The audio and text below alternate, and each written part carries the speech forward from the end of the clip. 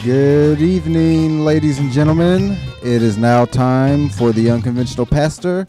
He is going to be continuing talking about the questions you submitted him last time, so stay tuned. It's going to be great.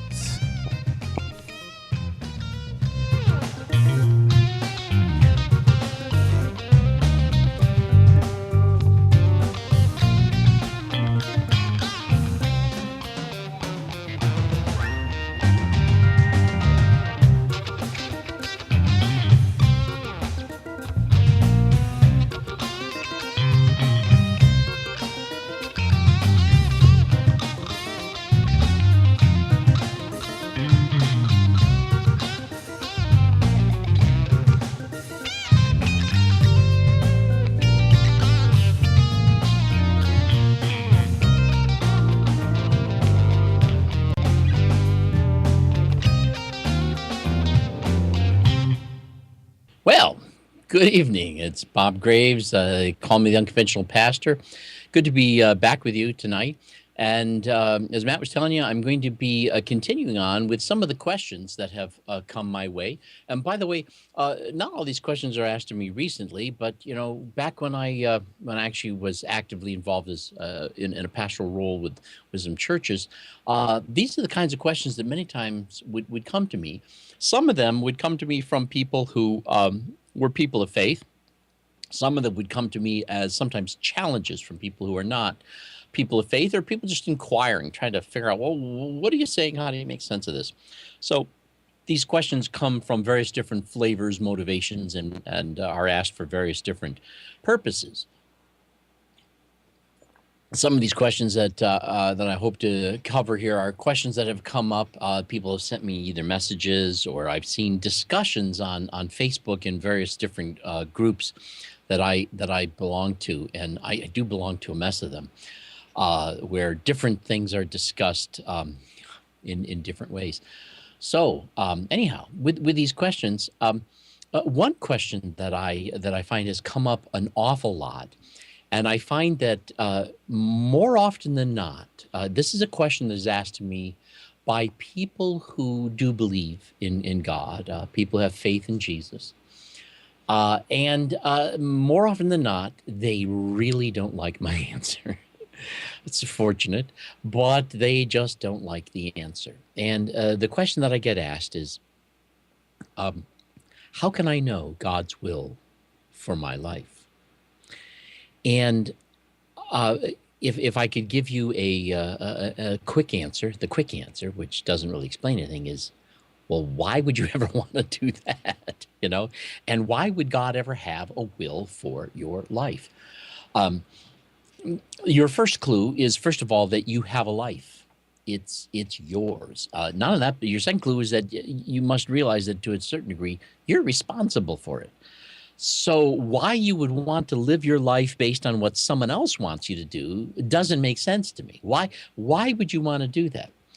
And none of that, but I realize that there's this language used in the Bible that I think is misused and misinterpreted to speak as if God has a will for your life. But let me tell you this: I have a will for your life. My will is that you live long and prosper, that you do well, that things go well for you. This is what my desire for your life is. But I don't know that I can make you do that, or that my desire that happen for you is in any way going to make it happen. But there is a sense in which that's something that I have as a desire or as a will that involves you, and there's a sense in which even the biblical text speaks of God's will, but if you read all of the sections, and particularly in the New Testament, where you find that phrase, God's will, that you believe, that you be sanctified, but none of this specific stuff, as if it's God's will that you go to Bob Jones University, and then that you marry Linda Mary or whoever, these kinds of things, and then that you move to a particular town and buy that house and apply for this job, and that you buy that car and buy your groceries at this store, and people who perceive God as wanting to orchestrate their lives in that way are actually just inventing something that you don't find in the Bible. Show me anybody in the Bible who gets up in the morning and is trying to organize their to-do list for the day based on what God wants them to do. You don't find that there. It's just not there. What you do find in the Bible are different stories of various individuals who are already busy living their life, doing what makes sense to them to do.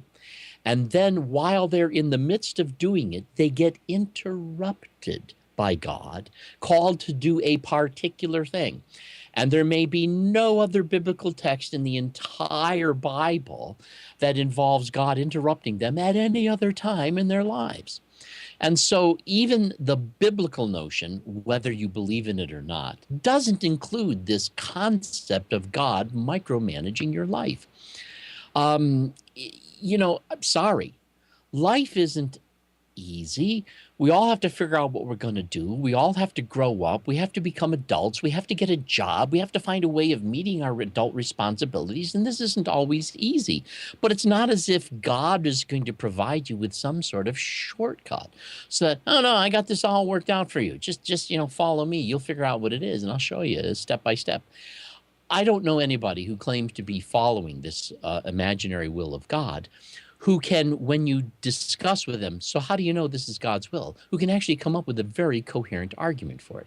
And I've listened to a lot of people try, well, okay, so you're here at our church and you're trying to raise funds so that you can go to the mission field you want to go to Japan, or you want to go to Korea, or you want to go, covertly into China. How do you know that God has called you to do that?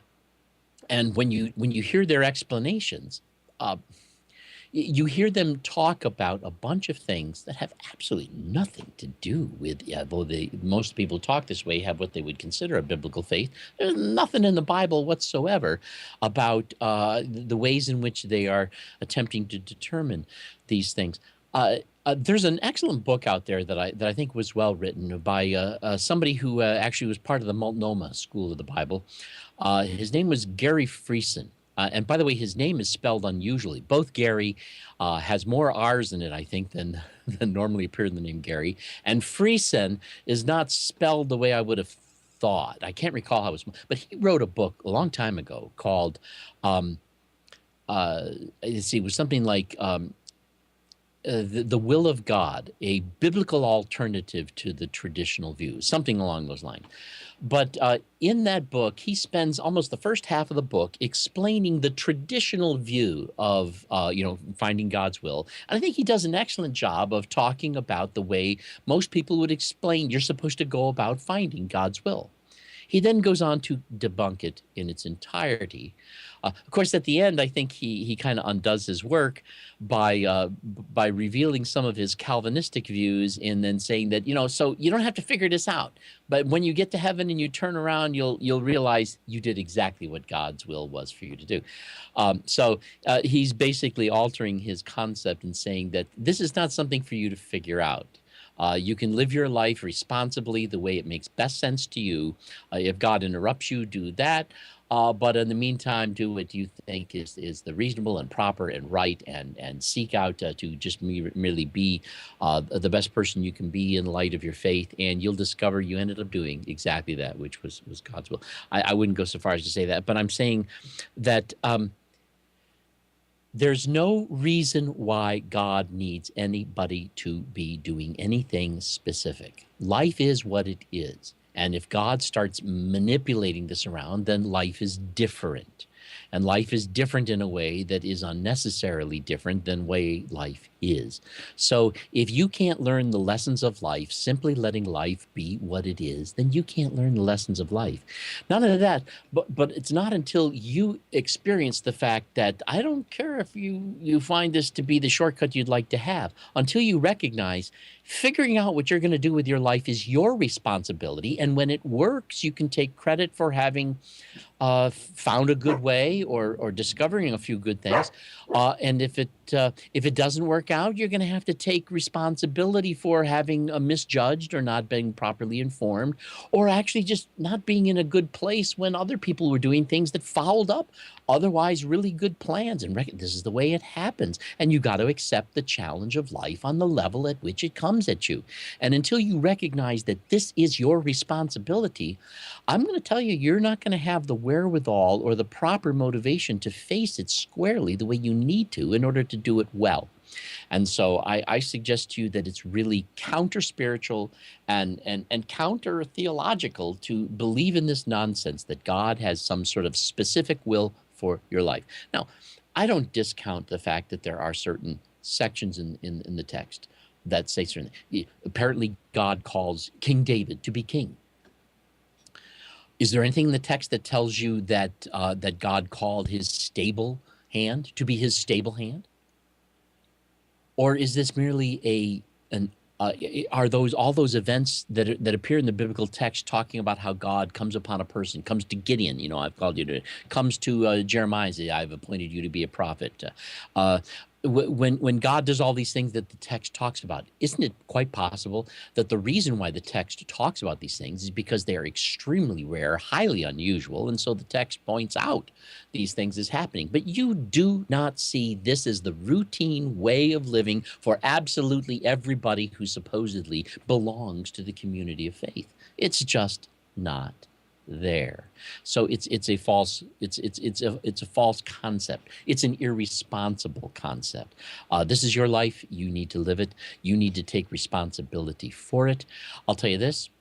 Believing in the presence of God and the love of God with you can be a great encouragement. And I would tell you this. There was a time in my life when, I was taught this concept of God's will. And but I slowly learned to not trust it. And I made numerous observations on my way to that conclusion. First of all, I noticed this. When God seems to have a will for people's lives, he seems to be just as smart or just as stupid as they are. People who came from a good home where there was a lot of things going on that were wise, smart, well done, tended to discover that God was calling them to do wise, smart, and well done things. People who came out of homes where people were uneducated, didn't know what they were doing, often were particularly foolish, didn't know how to manage money. It seems that God's always calling them to do things that are stupid, foolish, and don't manage money well. So it amazed me to discover that, isn't that interesting? God's will for people's lives doesn't make any change or improvement to them whatsoever, and it's just as smart or just as stupid as they are. I remember one time that many years ago, I've been to college too many times. I actually had a degree where my minor was in accounting.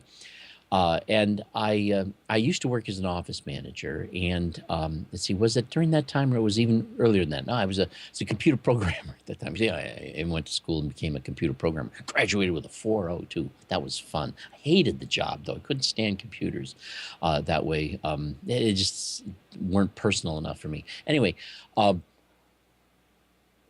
I ended up during that process being involved in the books of close to 15, 16 different companies where I was involved in helping them set up their accounting systems, making sure that they had, their general ledger, their accounts receivable, accounts payable, their payroll, various different aspects of their accounting system set up so that they could keep accurate records. And and there are many of those companies, probably about 15 of them, where I actually had full access to all of their books to see how everything was done, whether or not their reports were coming out correctly, and whether or not they were getting the kinds of information they needed in order to make their decisions. And that included an awareness of what some of those decisions ought to be and how they ought to be made, so that I could set their systems up to give them the reports they needed. And it amazed me that I'd say that of those 15 companies that I had access to their books, about 7 of them were actually run by people who were what you could call Bible-believing Christians, who prayed about their business decisions. And in all of those companies but one, their books were in horrible condition. It was amazing that they were still in business. Their profit margins were minuscule. And if they had departments, some of their departments were losing money and they didn't know it. And they were making decisions that had no rhyme or reason based upon the kinds of things that were really going on inside of their business and things that were going on inside of their field of expertise. And these people are wandering around making decisions that had no basis in a proper business decision whatsoever. But in the books that I saw of companies that were being run by people who didn't possess a Christian faith, in every single case, they were concerned about, whether or not we have, proper accounting going on, whether or not we really know how much money we're spending in this department, that department, what our overall overhead really is, and therefore where our profit centers really are and where we need to make adjustments when we decide how much to charge for various services and goods that we're creating. And then there was this one fellow. I can't recall his name. It was a long time ago. I do remember his last name was Atwood, and he owned a company. I didn't have as much access to his books, but his company was doing very well.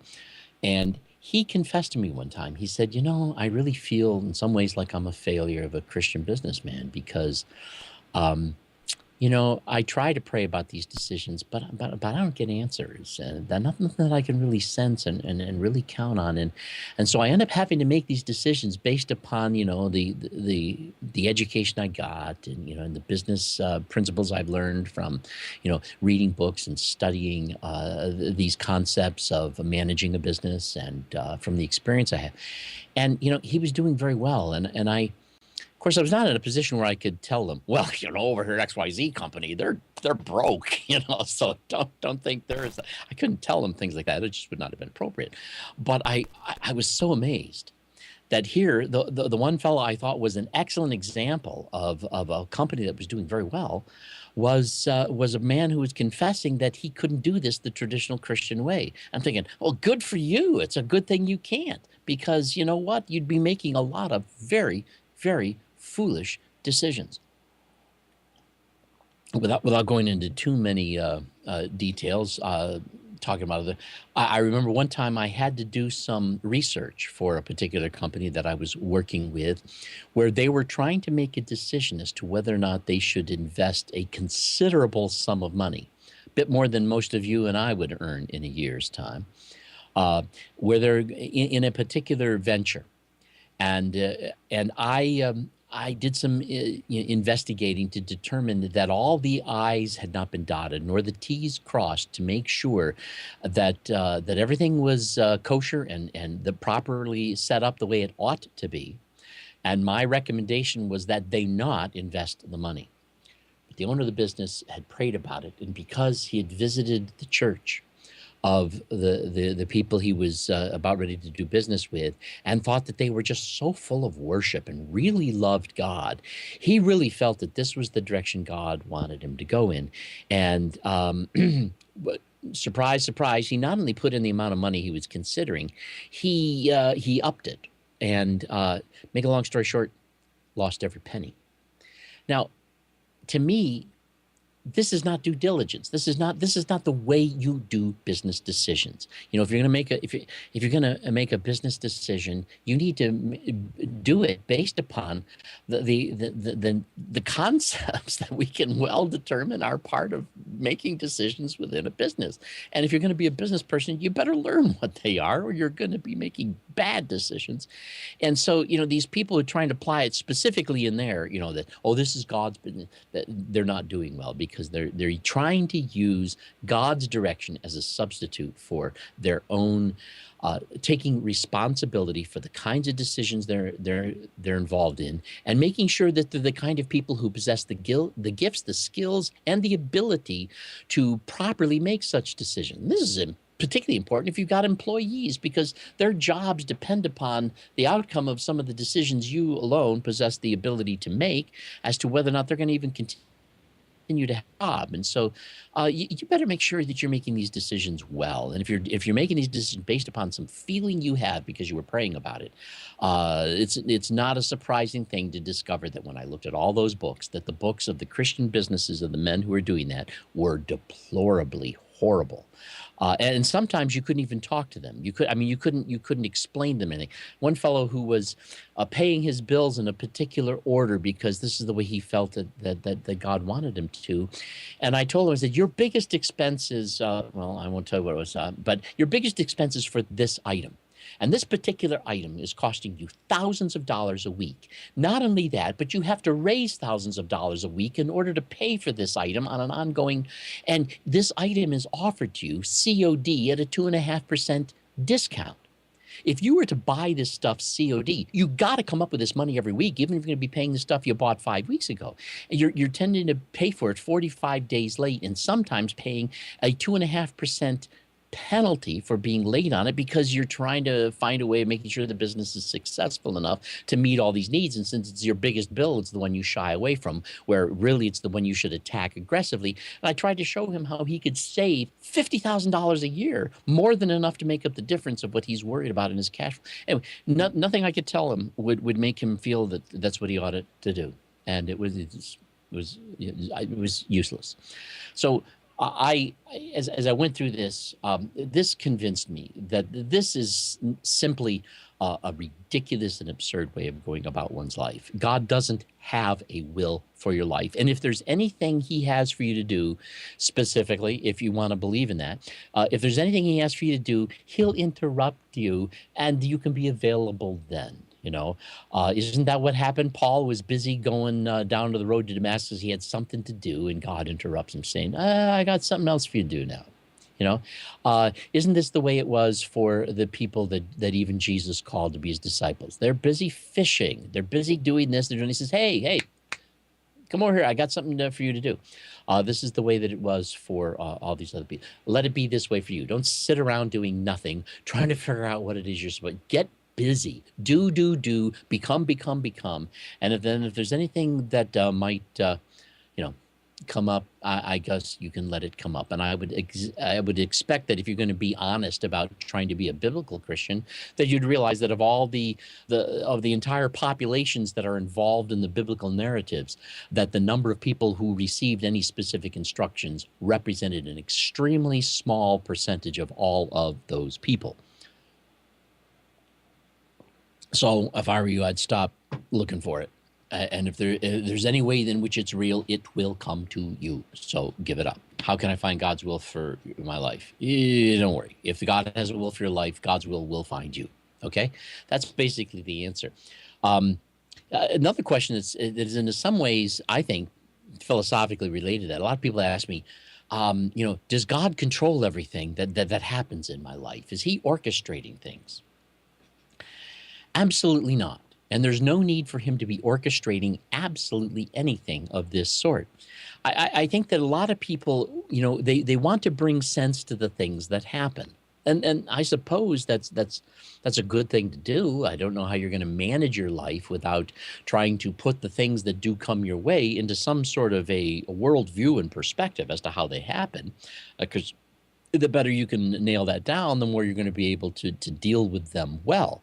But the problem with believing that God is orchestrating things in your life means that you are always going to feel obligated to have to deal with everything that comes your way.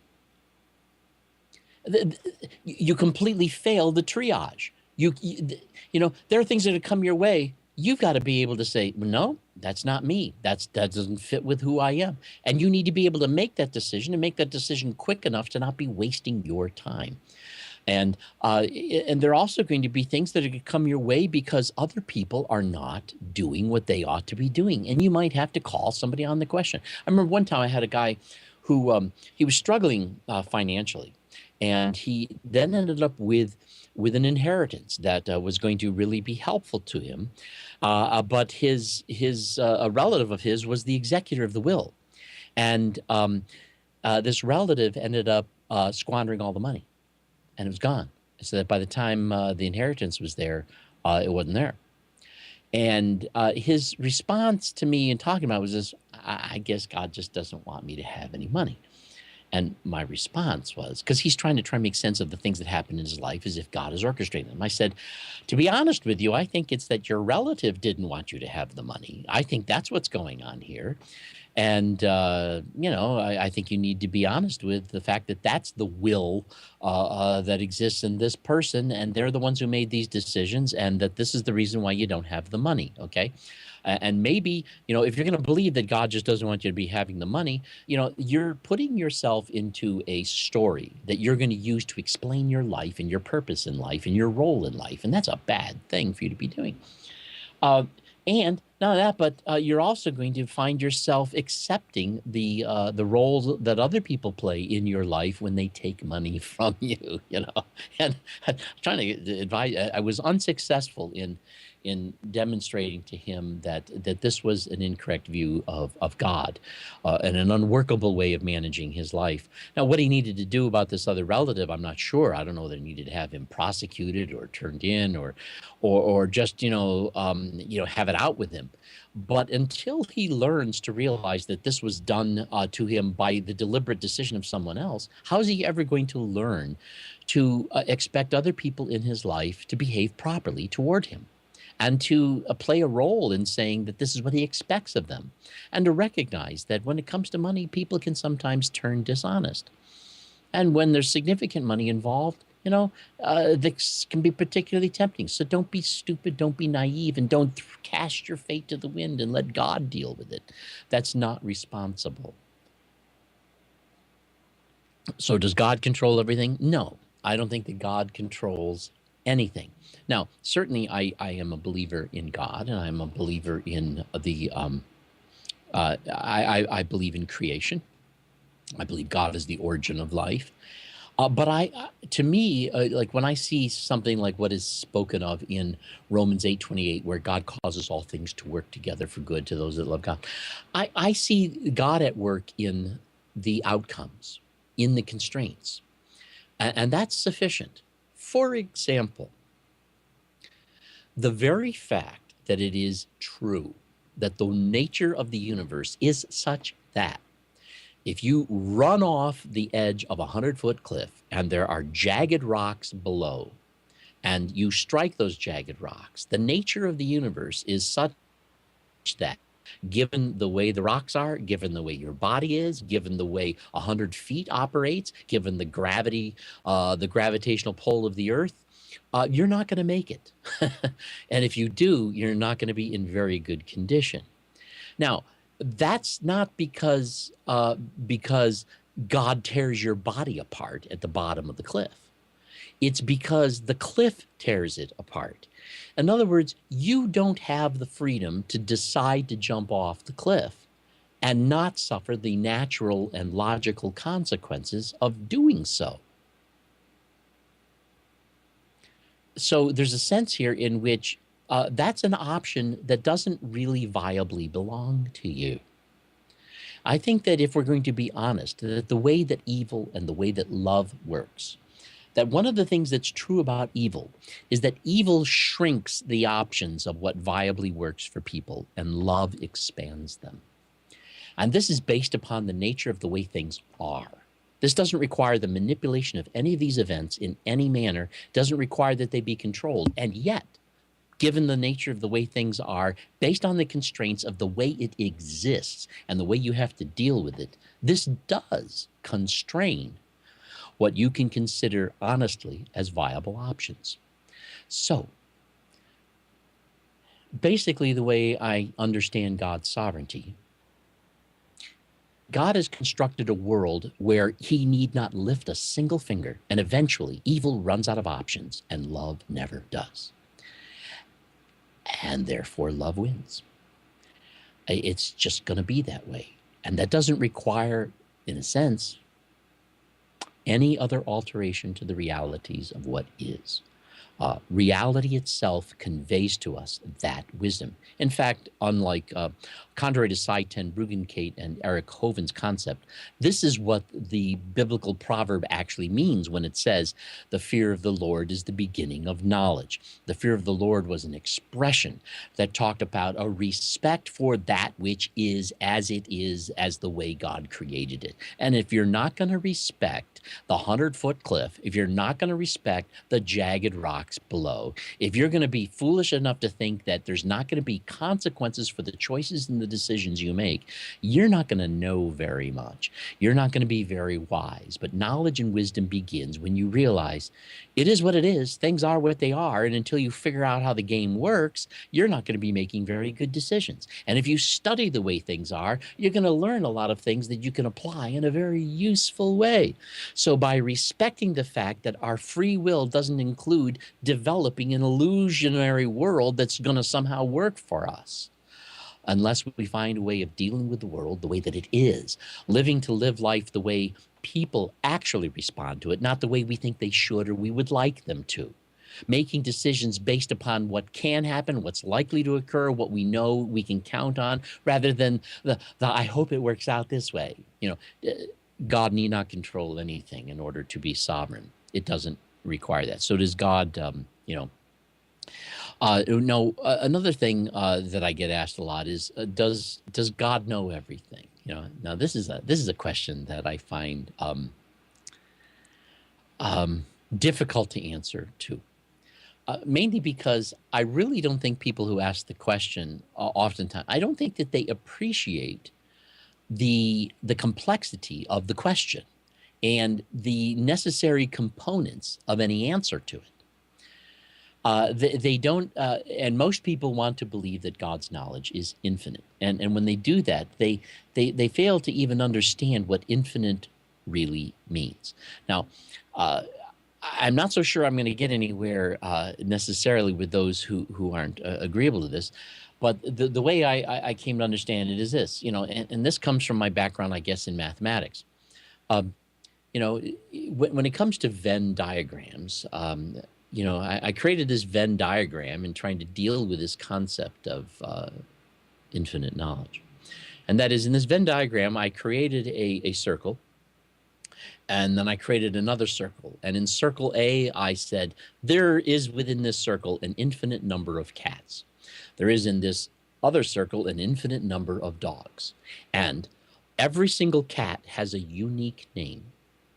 And every single dog has a unique name, so that there are actually an infinite number of names here and an infinite number of names there.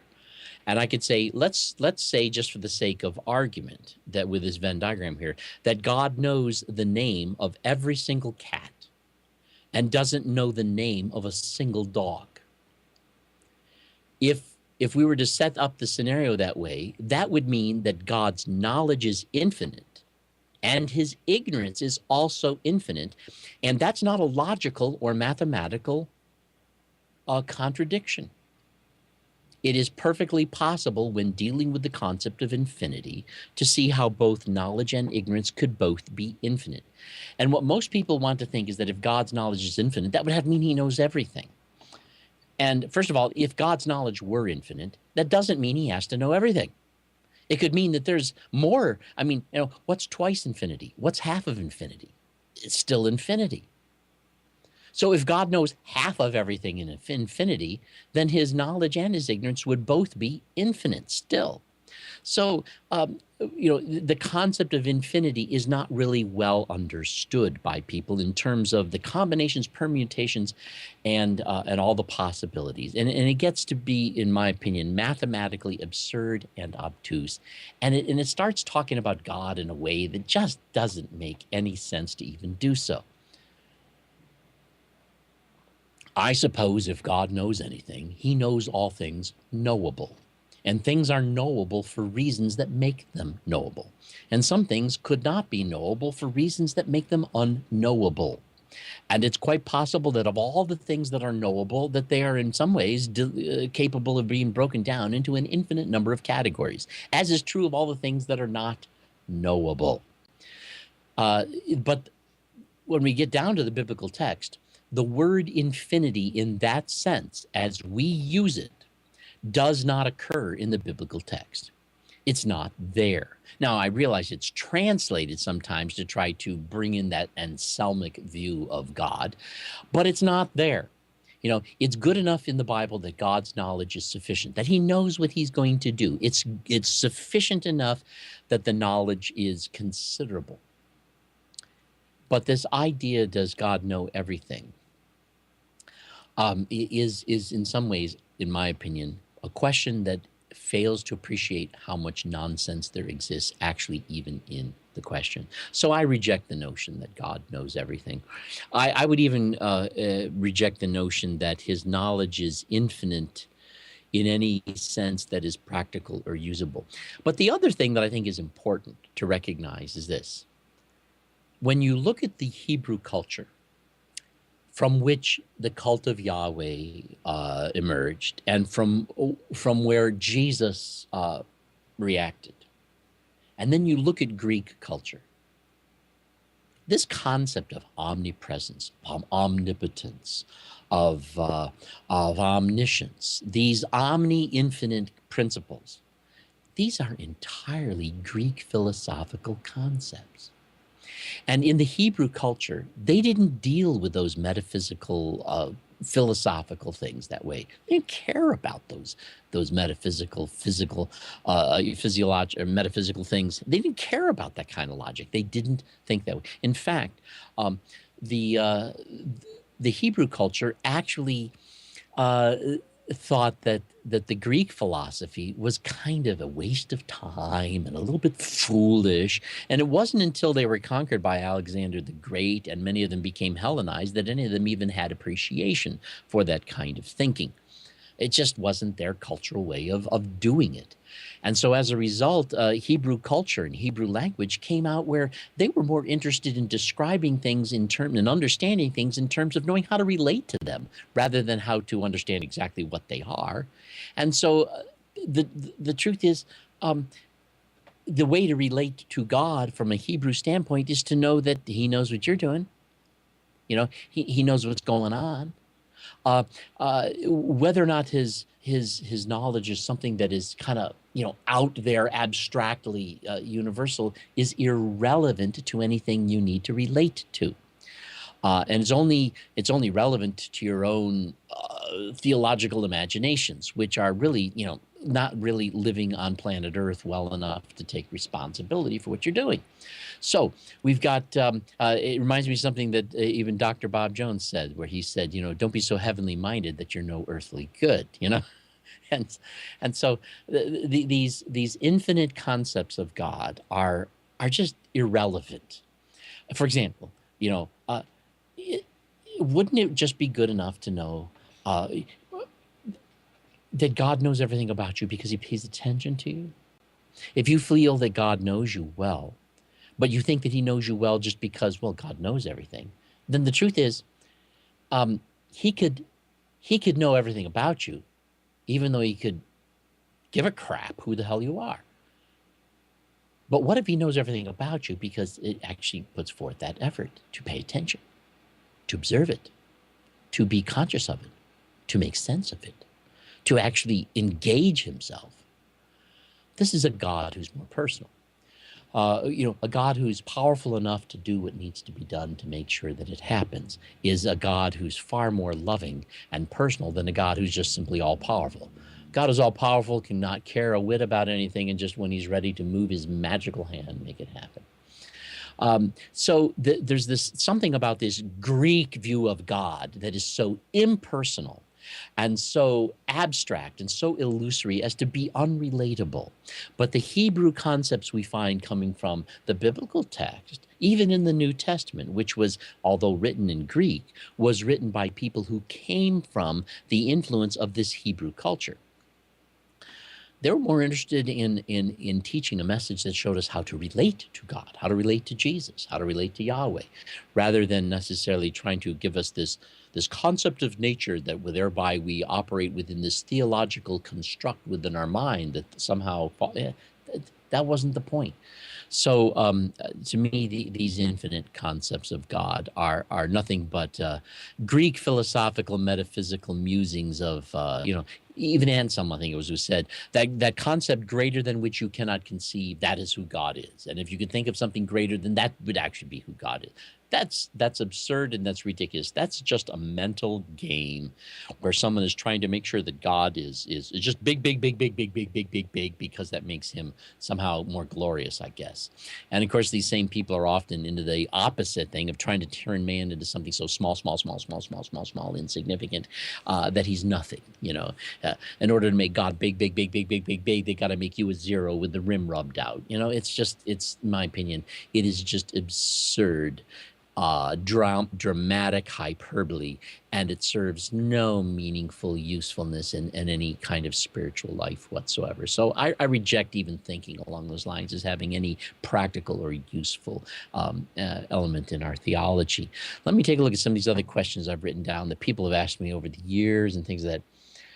How come the age of miracles ended? Well, first of all, I think if we're going to be honest about the age of miracles, that in the biblical text we see what are oftentimes referred to as miracles occurring around the time of Moses, occurring around the times of some of the prophets, Elijah, Elisha, what have you, and then occurring around Jesus. You really don't see miracles at any other time, not in any significant way. So whatever the biblical text is going about, evidently there were certain punctual purposes for those periods of time existing. Maybe, some people might reduce it to simply the literary style that was appealed to during writing about those events. But at the same time, if one wants to, and by the way, I don't necessarily think that an entirely biblical view is necessarily a correct one in this, but it would seem to me that it would make more sense to be consistent with the Bible to recognize that miracles serve the purpose of establishing the direction in which history was being propelled forward by some intervention of God, and that they didn't actually serve the purpose of bringing miracles into people's lives.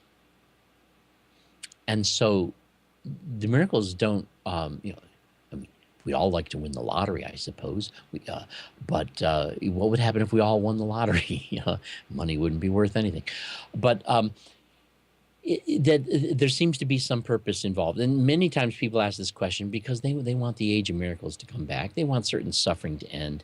And the truth is, the answer to this question, I don't know entirely why these stories are there, or why, if there's any validity to them, why they seem to happen in this way. I don't know. But I'll tell you what, one thing seems to be evident is that whatever you want to think of as those age of miracles, we're not in it now. And therefore, you're going to have to stop relying on any sort of miracle to make your life work. There's a sense in which I think love is its own miracle. It's awesome in terms of, so why don't we focus on the kind of miracles we can really have, if you want to call them miracles. The fact that a life can be changed, turned around, can take a whole new direction, that life can take on a real meaning, can grasp a whole new sense of authenticity and purpose. This is miraculous. This is awesome. And I think that there's more time better spent thinking in terms of those things. Here's a question that came up. Will there be another universe with another Big Bang? And of course, this is sometimes asked by, well, we have no idea. The truth is, although Big Bang is a concept of how the universe came to be, it's really kind of an attempt to describe what throwing everything backward in time basically amounts to. We've had people who, as physicists, have tried to experience this as perhaps the nature of a black hole. There are various different theories about this, but we don't really necessarily understand it. And if Big Bangs were spontaneous, then I suppose that means a Big Bang could occur spontaneously at any time, possibly even wipe out this universe. So, but anyway, the question is a question of physics that nobody can answer. So I can't answer it either, and I don't know that therefore it is anything other than an interesting question which we could perhaps talk about and love all the possibilities we could come up with. But to me, it was a useless question. But it's usually also aimed at what could be properly seen as some radically in a just unintelligent views of Christian creationism. By the way, I don't think all views of Christian creationism are unintelligent. Just a great number of them. Um, Sometimes people say, they will ask a question of things about their own uniqueness as a person. And this is something that I find difficult to communicate to people. A lot of people want to believe that they're very, very unique. And we may all be a unique combination of various different features. But there are no features that any of us possess that are unique to us alone. We just might have some rather unique combinations of some of those myriad of features. But furthermore, from a standpoint of theism, at least from my standpoint of theism, if I believe that who and what we are as persons, immaterially, apart from the body, I don't see the constraints of the body as being eternally relevant. And therefore, there is something about who and what we are as individuals that is, in some ways, completely non unique. The only thing that's unique in that sense is that each of us who are who we are, and we are that separate entity and being. Now, there's some people who actually possess various views that we are all really different manifestations of consciousness of the same being, and that we're all really the manifestation spiritually of one life. It's an interesting idea. I don't know that I can promote it or actually repel it, but it's an interesting idea nonetheless. But am I unique? Um, you know, I think that some people want to sense that they are special, but I also think it's highly important that, and this may be even seem like more of a Buddhist concept. Why would any of us want to be in any manner really more special than anyone else? Why would we might be different from people? We might be a unique combination of experiences and opportunities and backgrounds and history and sense of self. But isn't there room in the universe for each of us to be very valuable, highly valuable, incalculably valuable, where to the degree that we are a unique combination is, although true, irrelevant to that value. It's just the particular circumstances of it. I think that this is a question that sometimes is asked by people who are looking for a cause and a purpose of identity. And this may sound strange to you, but you are you. And that's all you need to know about your identity. You are. You are. And just who you are is something you may never really know completely, but it's good enough that you are, and that's a highly valuable thing for you to be. And so I see these kinds of questions of identity as being perhaps a substitute for figuring out, well, now that I am, what do I do with my life? That's another question, and hopefully something that is both possible and well suited to you. And fortunately, those of us, at least in America, live in an opportunity where many of those options are a very pleasant experience, unlike a lot of people who live in this world for whom the options are not going to be a very pleasant thing. That's terrible. It's unfortunate, and I wish there were more ways we were conscious of it and actively being able to do something to change that. But am I special? Am I unique? I think that no matter how you answer that question, it doesn't matter, What matters is that you are you, and that you being you is a very, very valuable thing, highly valuable. But it is not in any manner different from the high value that anyone else has in being who they are too. Um, a lot of people ask me, what is the purpose of life? And here again, as we're going to close this, um, why does life have to have a purpose? Isn't it good enough that if you're a creative enough person, you can bring purpose to life? And I would encourage you to do that. Anyway, so these are some of the kind of questions that I get asked and some of the answers that I thought might sound helpful to you. Anyway, there we are. My name is Bob Greaves. They call me the Unconventional Pastor. And thanks for spending some time with me as I just ramble on about some of these questions that have come my way. You take care. All right, ladies and gentlemen, what a great show, as always, from the great Bob Greaves. Next up, we have The Place with Dr. Jones, his wife Rhonda Jones, and a couple of special guests. So stick around, stay tuned, and we'll see you in just a little bit.